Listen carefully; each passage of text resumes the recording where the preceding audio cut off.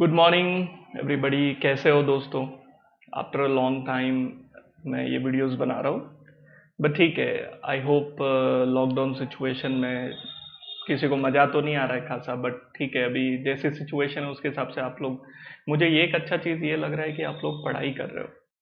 मतलब घर पे बैठ के ऐसा नहीं कि हाँ, थोड़ा बहुत कभी कभी मोनोटोनस हो जाता रहेगा, कभी कभी आपको लगता रहेगा कि चलो बाहर घूम के आ जाऊं, ये सब मन करता होगा। बट ठीक है कि ये सिचुएशन परमानेंट तो है नहीं। It's a temporary situation and we should never be like stressed out because of something.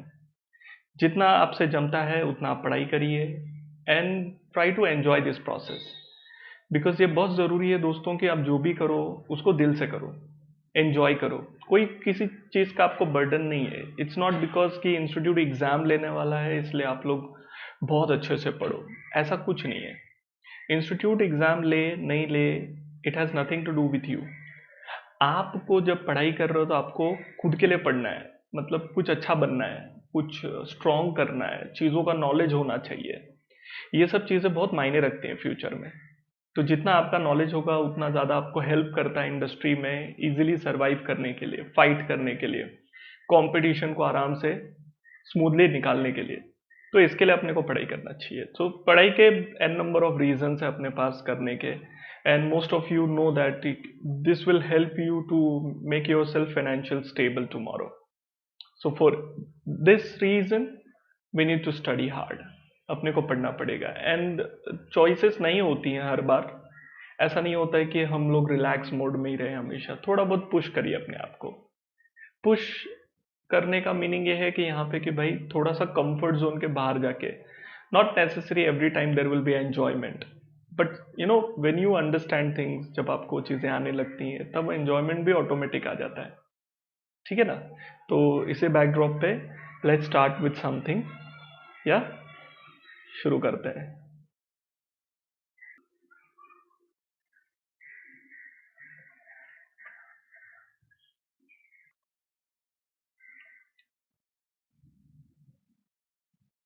चलो शुरू करते हैं।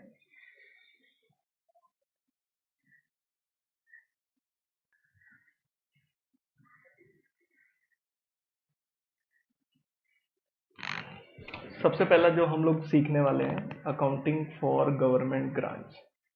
So basically this is AS 12। Number भी याद रखना जरूरी होता है, ठीक है ना। AS 12 में हम लोग क्या बात कर रहे हैं, अकाउंटिंग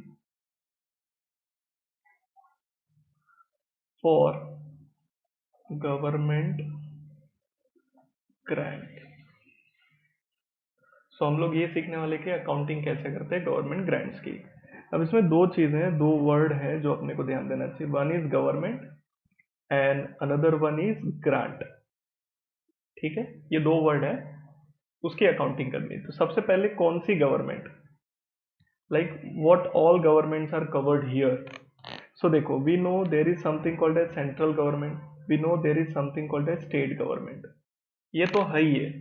इसके अलावा अगर कोई लोकल बॉडीज है या म्यूनिसिपल बॉडीज हैं, वो सब इसमें कवर्ड है। सो लोकल बॉडीज रहने दो, सेंट्रल गवर्नमेंट, स्टेट गवर्नमेंट, कोई भी गवर्नमेंट, जैसे आज की तारीख में मुंबई में BMC is looking after everything. So BMC अगर कोविड रिलेटेड देख रहा है तो BMC अपने आप में एक गवर्नमेंट बॉडी है, म्यूनिसिपल बॉडी है। सो वो बॉडीज यहाँ पर कवर्ड है। सो गवर्नमेंट मतलब ये। सेकेंड क्वेश्चन आपके दिमाग में आना चाहिए, what do you mean by grants. So grants में अगर सिंपल इंग्लिश में बात करूँ तो इसका मतलब होता है बेटा असिस्टेंस।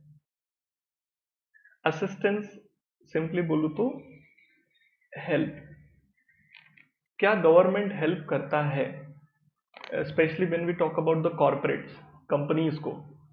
यस, हमने बहुत बार सुना है कि फार्मर लोग की हेल्प की जाती है, लोन वेव कर दिए जाते हैं। सिमिलर वे गवर्नमेंट बहुत सारी इंडस्ट्रीज को बूस्ट करना चाहता है। जैसे अभी आपने देखा रहेगा फाइनेंशियल पैकेजेस बहुत सारे ऑफर किए हैं, अनसिक्योर्ड लोन ऑफर किया हुआ है। तो ऐसे बहुत सारी चीजें गवर्नमेंट की तरफ से आते रहते हैं। टैक्स रिबेट दे देता है कभी कभी गवर्नमेंट, कभी कभी गवर्नमेंट असेट उठा के देता है। सो ऐसे बहुत सारे टाइप के असिस्टेंस गवर्नमेंट कंटिन्यूस बेसिस पे देते रहता है। अब ये जो असिस्टेंस होते हैं गवर्नमेंट की तरफ से जो आते हैं, वो दो पार्ट में डिवाइड किए जा सकते हैं। एक होता है इन कैश, मतलब गवर्नमेंट आपके अकाउंट में फंड ट्रांसफर करता है, लाइक पैसे, ठीक है। दूसरा एक असिस्टेंस होता है इन काइंड। इन काइंड का मतलब होता है नॉट इन कैश, ठीक है ना, नॉट इन कैश। कोई चीजें दे देगा आपको, जैसे कि बैग दे देगा, लैंड दे देगा, प्लेस दे देगा कोई ऑपरेट करने के लिए। So there can be an number of like other than cash. So monetary होता है और नॉन मॉनेटरी होता है। सो कैश जो है उसको हम लोग टेक्निकली क्या बोल सकते हैं, it is a kind of monetary benefit and it is a kind of non monetary benefit, ठीक है। दोनों भी बेनिफिट्स ही हैं। तो बेसिक समझ में आ रहा है कि असिस्टेंस बाय गवर्नमेंट, उसकी अकाउंटिंग करनी है। अब ये असिस्टेंस क्यों मिल सकता है, क्या रीजन हो सकता है, तो एक चीज हमेशा दिमाग में रखिए, गवर्नमेंट कोई भी चीज है ना फालतू में तो नहीं करता। सो ये assistance is always subject to condition satisfaction. मतलब तुमको कोई भी पैसा देगा गवर्नमेंट तो ऐसे ही उठा के नहीं देगा। सो वो कुछ ना कुछ आपको करने को बोलेगा या आपने ऑलरेडी कुछ किया रहेगा। सो कंडीशंस बोलो, या इसको टेक्निकल टर्म हम लोग कंप्लायंस भी बोल सकते हैं। गवर्नमेंट बोलेगा ये कंप्लायंसेस कर दो, ठीक है, तो मैं आपको इतने इतने पैसे दूंगा, या आपने ऑलरेडी ये कंप्लायंसेस किए हैं इसलिए मैं आपको पैसे दूंगा। तो जो जो कंप्लायंस होते हैं, जो कंडीशंस होते हैं, that can be again of two types. One is future compliances और another one is past. Sir दोनों में क्या फर्क है? फ्यूचर का मतलब ये होता है कि भाई अभी कंडीशन सेटिस्फाई करना बाकी है, टू बी कंप्लाइड, आपने अभी तक किया नहीं है, फ्यूचर कंडीशन है, मतलब ये करिए तो गवर्नमेंट आपको बेनिफिट देगा। जैसे फॉर एग्जांपल आप विलेज एरिया में, रूरल एरिया में जाके अगर हॉस्पिटल्स ओपन अप करते हैं 100 बेड्स के, तो government will pay you some से 5 crore rupees. It means you have to go to village area and you have to open up the hospitals or maybe the schools, and based on that satisfaction of condition government will provide you funds.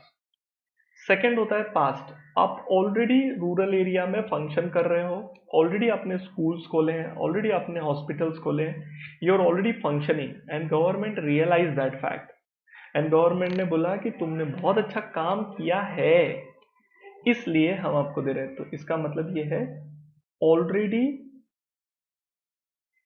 Complied,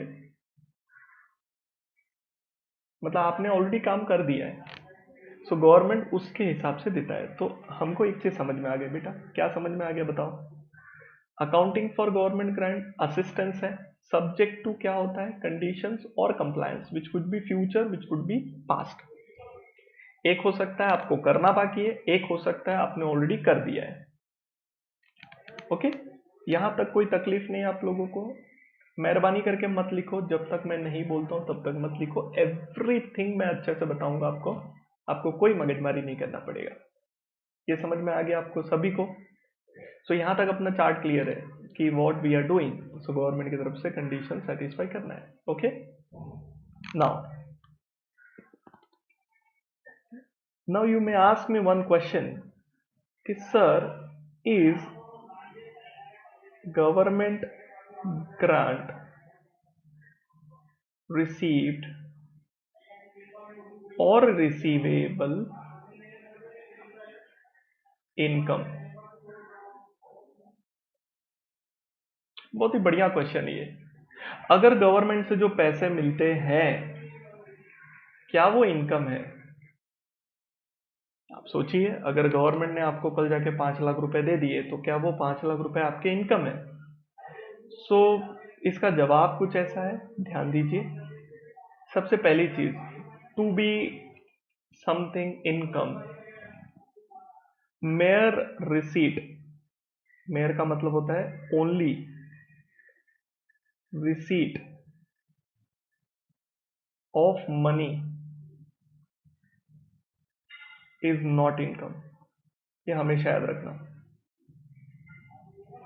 आपको किसी ने पैसे दे दिए तो वो आपकी income नहीं बन जाती, because you should have the right over that money to use as per your choice. अगर वो पैसे आपके हैं, आप अपने मन से यूज कर सकते हो, तो मैं उसको इनकम बोलूंगा। अगर बैंक ने आपको लोन दिया है तो पैसे तो दिए हैं, लेकिन बैंक ने लोन दिया है, कंडीशन ये थी कि भाई ये पैसे लो, यूज करो, जब तुम्हारा काम हो जाएगा तब ये पैसे रिटर्न करने। तो रिटर्न करना is the condition, that that money doesn't belong to you. किसी दोस्त ने मुझे पैसे रखने को दे दिए, I got the money, but उसने रखने को दिए हैं, मतलब वो रिटर्न मांगेगा, सो वो इनकम नहीं बनता। So mere receipt is never a income. Second चीज याद रखना, you should have a conclusive evidence.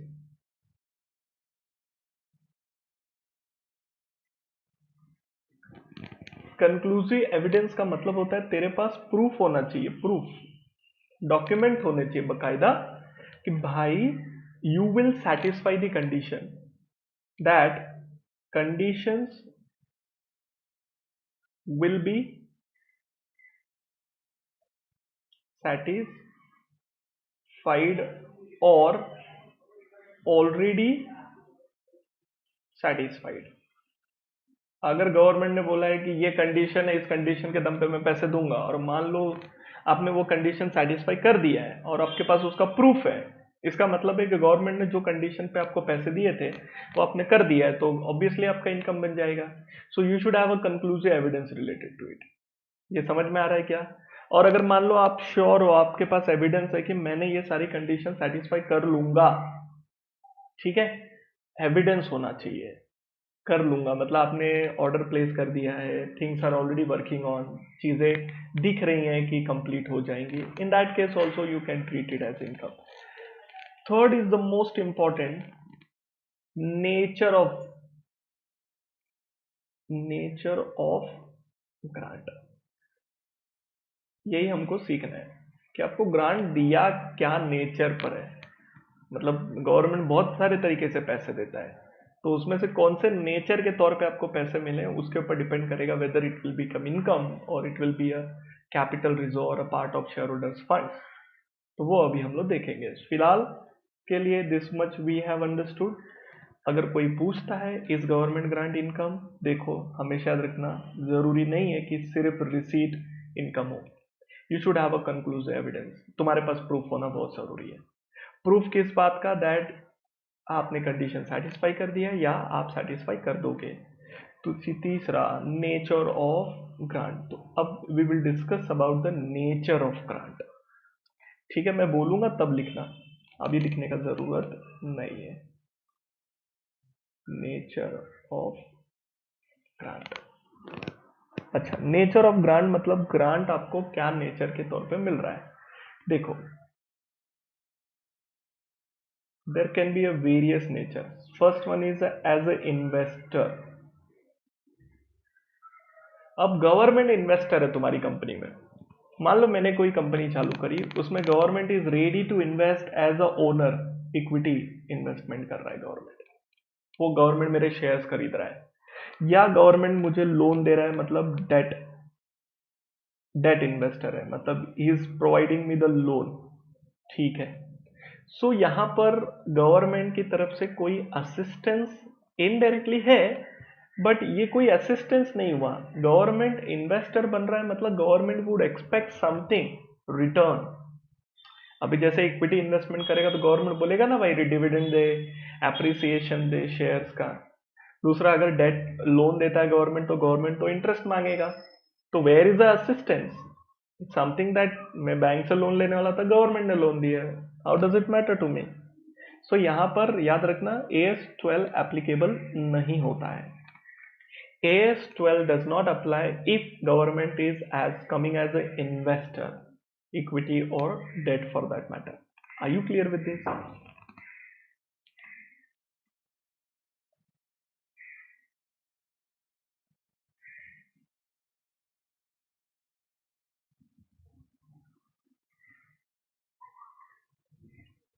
Now, investor वाला पॉइंट क्लियर हो गया।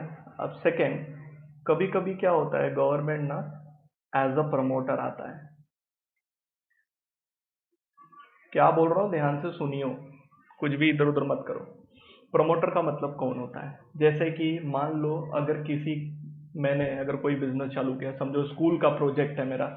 सो मैंने गवर्नमेंट को बोला, देखो गवर्नमेंट, मैं स्कूल का प्रोजेक्ट ला रहा हूँ, इसमें 10 करोड़ रुपया खर्चा होगा, 10 करोड़ टोटल इन्वेस्टमेंट मेरा।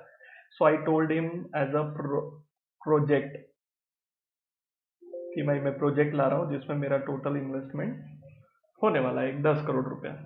तो गवर्नमेंट ने बोला कि ठीक है, we are also interested in your project, आप अच्छा कर रहे हो तो उसके लिए हम लोग भी एक 20-25% दे देगा, मतलब 2.5-3 करोड़ रुपए गवर्नमेंट की तरफ से प्रोजेक्ट के टूवर्ड्स आ जाएगा। सो ऐसे केस के ऐसे चीज़ों को हम लोग बोलते हैं he is coming as a promoter, he is helping us in the initial phase. Obviously this project would require different types of assets, expenses, बहुत सारी खर्चे होंगे ना। तो वो गवर्नमेंट ये नहीं बोल रहा है कि तू क्या असेट खरीद रहा है, क्या एक्सपेंस कर रहा है, we are ready to invest in to project, so you take care if it. तो अब गवर्नमेंट ने जो पैसे दिए हैं, it is subject to condition that you will be running this project, you will be buying these assets, you will be doing some expenditures, you will be doing this and that. So ये एक type का investment हो। Can I से it is assistance? 2.5-3 crore रुपया दिया तो assistance तो है ना बॉस, तो इसको असिस्टेंस बोलेंगे। Okay, so this is one type of assistance. अब याद रखना, गवर्नमेंट जब भी प्रमोटर जैसा इन्वेस्टमेंट करता है तो जो भी आपको पैसे मिलते हैं, it is transferred to capital reserve. बोलने का मतलब ये है, it is transferred as a capital reserve. And capital reserve का मतलब ये होता है, it will become a part of shareholder fund, part of shareholder fund. सिर्फ इसमें एक ही चीज याद रखना, इसमें से डिविडेंड नहीं दे सकता, dividend can not be paid out of this, because this is not a income. ये इनकम नहीं है, गवर्नमेंट की तरफ से प्रोजेक्ट के टूवर्ड्स पैसे मिले। मतलब जो खर्चा मेरा 10 करोड़ का प्रोजेक्ट में होने वाला था, 10 करोड़ की जगह 2.5 करोड़ गवर्नमेंट ने दे दिया, 2.5 crore government has paid, so it is only 7.5 crore का प्रोजेक्ट है मेरे लिए। So my project is only of 7.5 crore, so it is 2.5 crore is not my income. So इस तरीके से चलेगा। सो याद रखना, क्वेश्चन एग्जाम में पूछता है क्या डिविडेंड इशू कर सकते हैं अगर प्रमोटर के तौर पे गवर्नमेंट ने इन्वेस्टमेंट किया, तो याद रखना उसको बोलते हैं कैपिटल रिजर्व में ट्रांसफर किया है। Dividend can not be paid out of this because this is not an income, this is a normal receipt for you. Is that clear with you guys? Okay, great.